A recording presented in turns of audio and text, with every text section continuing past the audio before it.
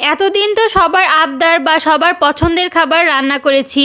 আজকে আমি আমার পছন্দের সকালের নাস্তাটা শেয়ার করব। ফুলকো লুচি সাথে নতুন আলু দিয়ে আলুর দম। এই খাবারটা আমার অনেক বেশি পছন্দের, কিন্তু সময় স্বল্পতার কারণে সব সময় তৈরি করা হয় না। তাই আমি চেষ্টা করি শুক্রবারে আমি এবং আমার হাজবেন্ডের পছন্দের খাবারগুলো রান্না করার। সো হ্যালো এভরিওয়ান, আসসালামু আলাইকুম, welcome to my page Trishna's daily blog. আলুর দম তৈরি করার জন্য প্রথমে আমি কিছু নতুন আলু নিয়েছি, বড় বড় সাইজের। এগুলো ধুয়ে পরিষ্কার করে নিয়েছি এবং একটা পাতিলে পানি দিয়ে সেদ্ধ বসিয়ে দিয়েছি। ওই পাশে সেদ্ধ হচ্ছে আর এই পাশে আমি লুচি তৈরি করার জন্য ডোটা তৈরি করে নিব। প্রথমে আমি 2 কাপ আটা নিয়েছি, এখানে পরিমাণ মতো লবণ দিয়েছি এন্ড পরিমাণ মতো সয়াবিন তেল দিয়ে ভালো করে ঘষে ঘষে আটার সঙ্গে মিশিয়ে নিচ্ছি। এই কাজটা খুবই আস্তে আস্তে করতে হবে, তাড়াহুড়ো করা যাবে না, তাহলে পারফেক্ট হবে না লুচিটা। খুবই ধীরে সুস্থে এই কাজটা করতে হবে। যখন ভালো করে মিশে যাবে দেখলেই বুঝতে পারবেন। কিছু আটা মুঠো করে নিয়ে দলা পেকে গেলেই মনে হবে আমার আটাটা তৈরি হয়ে গিয়েছে।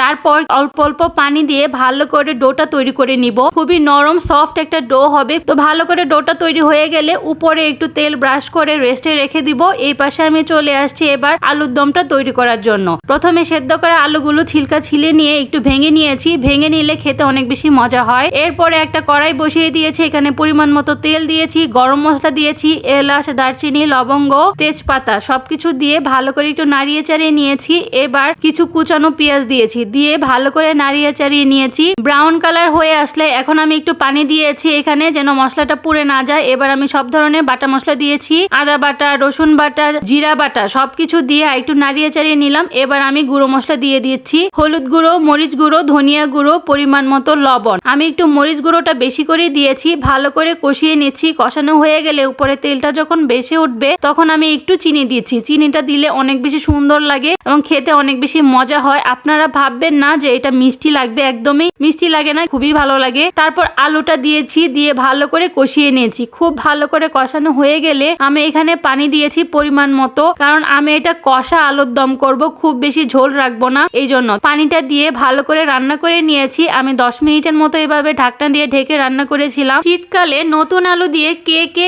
এই আলুর দমটা তৈরি করেছেন অবশ্যই কমেন্ট করে জানাবেন। আমার মতো কে কে আলুর দম অনেক বেশি পছন্দ করেন সেটাও জানাতে পারেন। ঝোলটা শুকিয়ে এরকম একটা ঘনত্ব যখন হয় তার মানে আমার আলুর দমটা একদম পারফেক্টলি হয়ে গিয়েছে। এরকম একটা ঘনত্বই চেয়েছিলাম আমি। এইভাবে আলুর দম রান্না করলে অনেক বেশি মজা হয়, আপনারাও একদিন ট্রাই করতে পারেন। এবার আমি লুচিগুলো তৈরি করে নিব। ভালো করে একটু ময়ান করে নিয়েছিলাম আমি আবার ডোটা। এবার ছোট ছোট করে বল আকৃতি করে নিয়ে আমি এবার ছোট ছোট সাইজের লুচি তৈরি করে নিয়েছি। আমি একসঙ্গে অনেকগুলো লুচি তৈরি করে নিয়েছি। এবার আমি ভেজে নিব। আমি একটা লোহার কড়াই নিয়েছি, এখানে একটু বেশি করে তেল দিয়েছি, একটা একটা করে লুচি ছেড়ে দিচ্ছি। আর কি সুন্দর বলের মতো ফুলে উঠেছে। পারফেক্ট ভাবে ডো তৈরি করলে আপনার লুচিগুলো এরকম ফুলকো ফুলকো বলের মতো হয়ে যাবে। এই লুচিগুলো খেতে অনেক বেশি মজা হয়। আমার বাসা সবাই তো অনেক বেশি পছন্দ করেছিল এবং অনেক বেশি সফট হয়েছিল। তো আমি একটা প্লেটে 2টা লুচি নিয়ে নিচ্ছি আর সাথে কিছু আলুর দমও নিয়ে নিলাম। আজকে সকালের নাস্তাটা একদম জমে গিয়েছিল। মজার মজার ফুলকো ফুলকো লুচি সাথে গরম গরম আলুর দম। নতুন আলুর দম খেতে তো আরো বেশি মজা লাগে। আপনারা একবার নতুন আলু দিয়ে এইভাবে নতুন আলুর দম তৈরি করবেন, বাসায় অনেক বেশি পছন্দ করবে সবাই। আমার সব থেকে প্রিয় নাস্তা হচ্ছে এইটি। আপনার কোনটি অবশ্যই কমেন্ট করে জানাবেন।